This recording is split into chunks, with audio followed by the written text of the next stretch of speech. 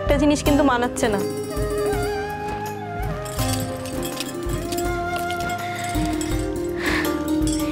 এই বাড়ির চাবি আমার কাছে। হয়তো আমার এত বড় অধিকার নেই যে এই চাবি আমি কারোর হাতে তুলে দেবো, তবু দিচ্ছি। কারণ এই চাবি এই বাড়ির বৌরানীর হাতেই মানায়, আর কারোর হাতে মানায় না। মাহি, না, এটা একদম ভেবো না যে আজকে সিচুয়েশন আলাদা বলে আমি এই কাজটা করছি। আসলে কি বলো তো বৌরানী, এই বাড়ির চাবির ভার অনেক, আর সেই ভার নেওয়ার মতো যোগ্যতা আমার নেই। Anyway, now I'm far more relieved. সত্যি অনেকটা হালকা লাগছে। সুযোগ বুঝে দায়িত্ব এড়িয়ে যাওয়া হচ্ছে, তাই তো? এই একা একা আমি সবকিছু করার চেষ্টা করতাম বলে আমাকে কিন্তু অনেক কথা শুনতে হয়েছে। আমি কিন্তু আর কোনো কথা শুনবো না। এখন থেকে আমরা দুজনে কাঁধে কাঁধ মিলিয়ে এ বাড়ির সবার মুখে হাসি ফোটাবো। কেন তুমি সবার থেকে আলাদা? কেন তোমার সবাই এত ভালোবাসে? আজকে সেটা আরো একবার বুঝতে পারলাম। আই রিয়েলি উইশ আমি তোমার মতো হতে পারি বৌরানী। তুমি শুধু এ বাড়ির যোগ্য বৌমনি হও মাই, ব্যাস। কলক রে, ও কলক।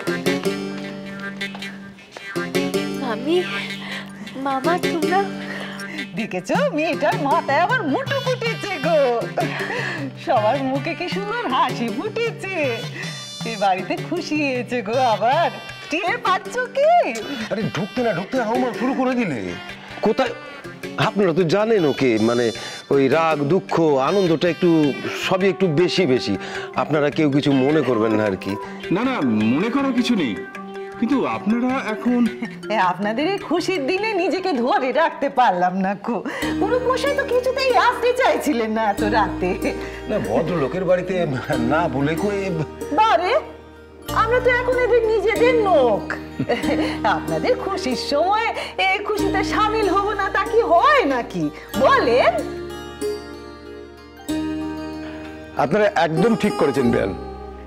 আপনারা এখানে আসাতে আমরা সবাই খুব খুশি হয়েছি। একটা সময় আমি জানতাম আমার আশাটাকে আপনারা কেউ ভালোভাবে নেবেন না কো। সেটাই তো স্বাভাবিক।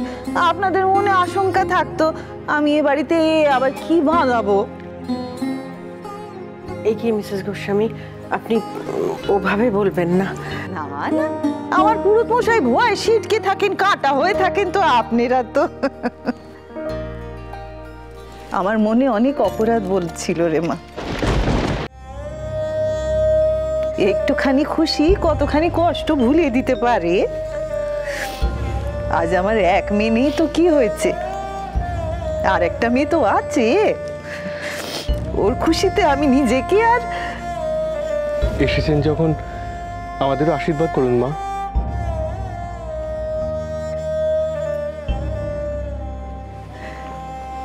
কি বললে তুমি বাবাজি মা? কেন, আপনি কনকে মামি বলে আমি আপনাকে মা বলে ডাকতে পারবো না এমন তো নয়। এটা তোমার আরেকটা পাওয়া হলো শিখা, অনেকটা বড় পাওয়া। আমার আশীর্বাদে কিছু হবে কিনা আমি জানি না খো, তবে আমার সবটুকু দিয়ে তোমায় আশীর্বাদ করি বাবা। তোমরা যেন খুব খুব ভালো থাকো। তবে আমার সব বলাটা ফেলনা নয় বলো। আমি যে বলেছিলাম তুই রাজরানী হবি, কি রে বলি তো? ওই কথায় বলে না, জন্ম নিও যথা তথা, কর্ম করো ভালো, এই সবই তোর ভালো কাজের ফল রে মা। আপনি একদম ঠিক বলেছেন দয়ানন্দ বাবু। ভালো হোক খারাপ হোক, এই জন্মেই মানুষকে তার সব ফল ভোগ করে যেতে হয়। ঠিকই বলেছেন। এটা আমার থেকে ভালো আর কে বলতে পারবে বলেন? আর যা হারিয়েছি সবই তো আমার কর্মফল। নইলে আজ খুশির দিনে আমার মেয়েটাও তো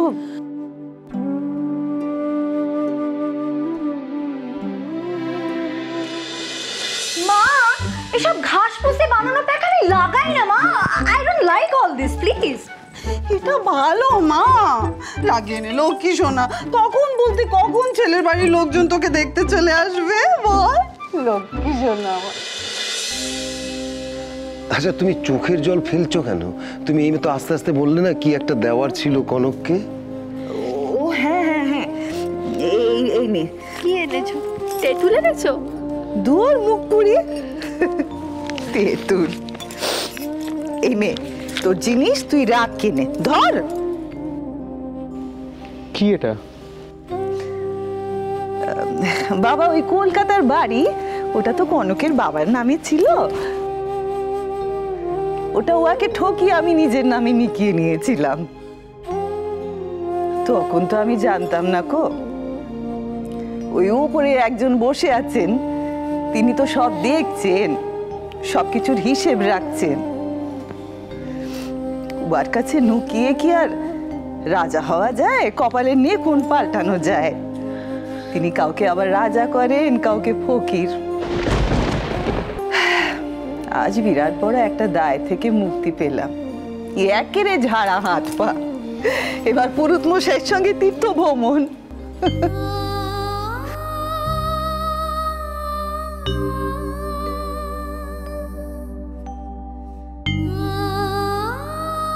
হ্যাঁ সেসব ঠিক আছে দয়ানন্দ বাবু, এখন আপনারা একটু বসবো না বেয়ে মশাই, ঠিক করেছি আজই বেরিয়ে পড়বো।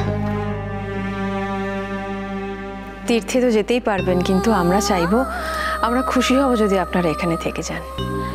এ বাড়িতে থাকার স্বাদ ছিল অনেক, নোবও ছিল বটে, কিন্তু না চাইতেই আপনাদের কাছে অনেক পেয়েছি বিয়ান। আর এর বেশি দিয়ে নজ্জায় ফেলবেন না, যেতে আমাদের হবে।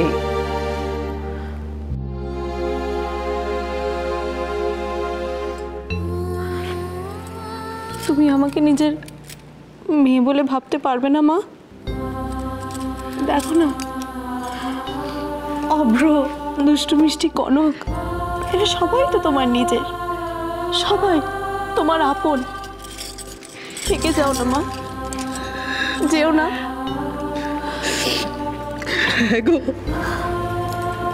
ওগো পুরুত মশাই শুনছো? এই তো মনে হচ্ছে আমার ঝিলমিল আমার কাছে বায়না করছে গো। আমার ঝিলমিল, আমার ঝিলমিল।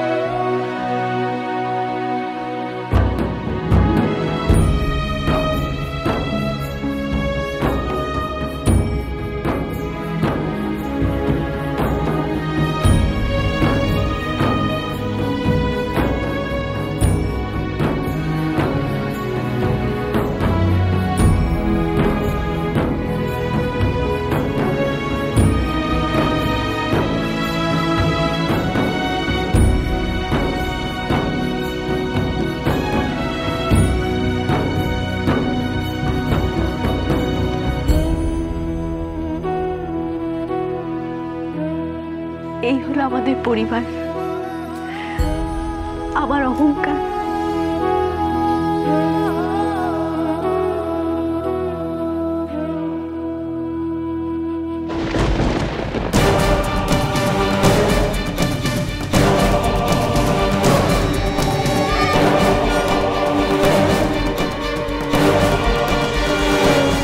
ভালো কিছু নয় ছোট বৌদি।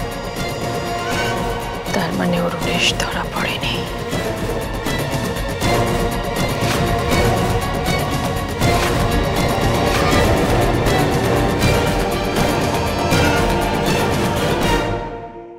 যখন বিপদের সময় আমি হাল ছেড়ে দিয়েছি, তখন ওই তো আমাদের শক্তি জুগিয়েছে। বৌরানী হলো এ সংসারের আলো, খারাপের স্পর্ধা কোথায়? ওকে অতিক্রম করে বৌরানীর মতন এইরকম মেয়ে হয়ে উঠতে গেলে ঘরে ঘরে ইন্দুর মতো শাশুড়িদেরও মা হয়ে উঠতে হয়।